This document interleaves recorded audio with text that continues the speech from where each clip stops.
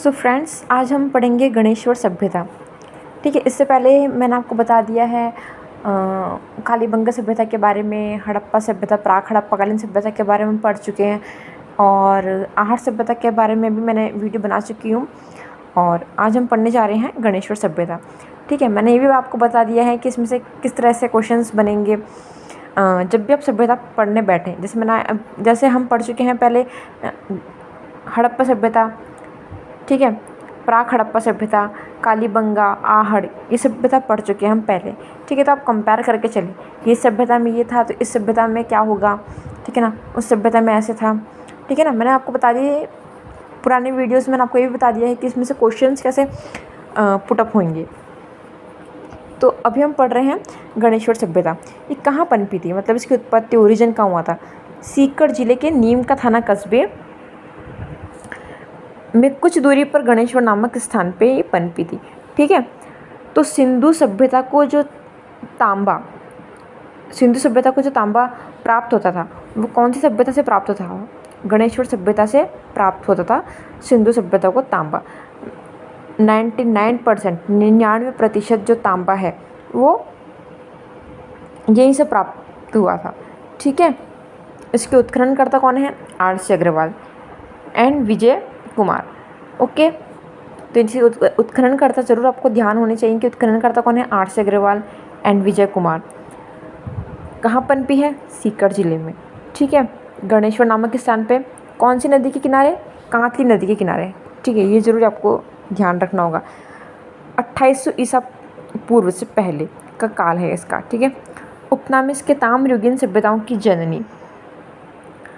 अब यहाँ से क्या क्या मिले हमें? कुल्हाड़ी, तीर, भाले, सुइयाँ, चूड़ियाँ और मछली पकड़ने के उपकरण, फारसे, और जो बाण है वो 99% जो तांबा है यहीं से प्राप्त हुआ है।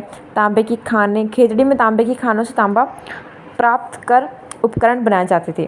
ठीक है ना, पुरातत्वविदों, मतलब जो पुराने जो आर्कियोलॉजिस्ट थे, ठीक है ना, उन्होंने इस सभ्यता को पूर्व हड़प्पाकालीन ताम्रयुगीन सभ्यता कहा है।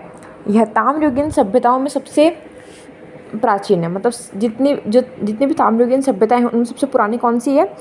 गणेश्वर सभ्यता। ठीक है, 99% तांबा हमको यहीं से मिला है। सीकर जिले में कांतली नदी के पास है, गणेश्वर नामक स्थान पर है। उत्खननकर्ता आर.सी. अग्रवाल और विजय कुमार वर्मा। ओके, अच्छा, अब यहाँ के जो निवासी थे वो कैसे थे? मांसाहारी थे, जबकि आहड़ में तो शाकाहारी भी थे, आहड़वासी, और मांसाहारी दोनों थे। गाय, बैल, बकरी, सुअर, कुत्ता, गधे, मुर्गे यहाँ के पशु थे।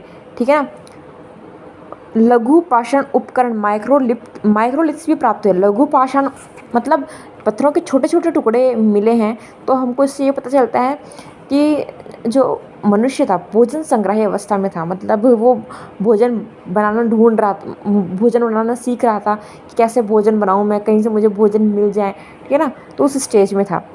पत्थर के मकान बनाए जाते थे।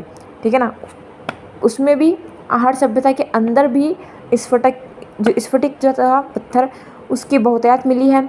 पर आप उसमें चले जाओ, हड़प्पा सभ्यता में चले जाओ, प्राक हड़प्पा में चले जाओ, तो वहाँ पे तो ईंट भवन किससे बनाए जाते थे? ईंटों से। हड़प्पा कालीन और प्राक हड़प्पा कालीन सभ्यता में जो मकान है वो किससे बनते थे?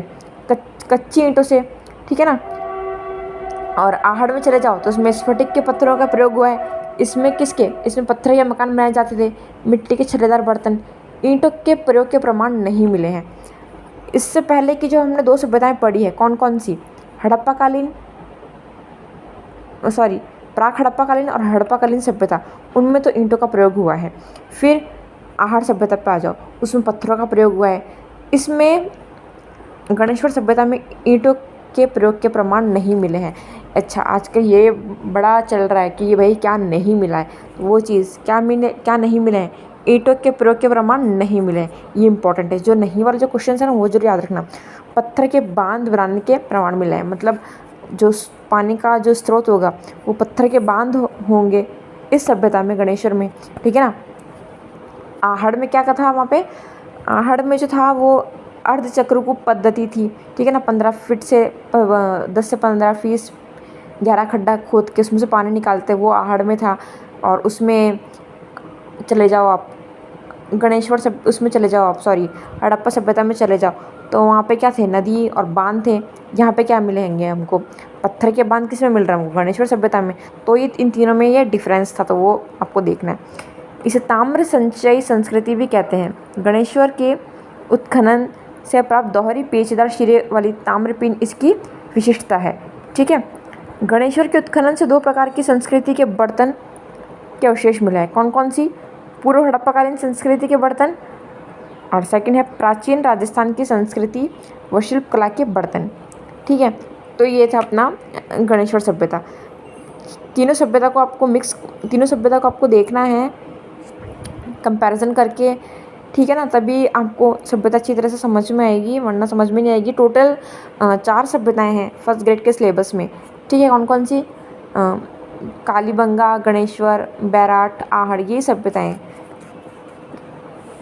तो आपको इन तीनों के ऊपर आपको पढ़ना है, इनकी उत्पत्ति कहाँ हुई वो देखना है आपको, इनका स्थल देखना है, कार्बन डेटिंग काल देखना है, खुदाई के दौरान क्या मिला है आपको, उपकरण देखने हैं, कोई विशेष अगर इनमें से कुछ मिला है, कोई विशेष बात है तो वो ज़रूर उनको हाईलाइट करके आपको पढ़ना है।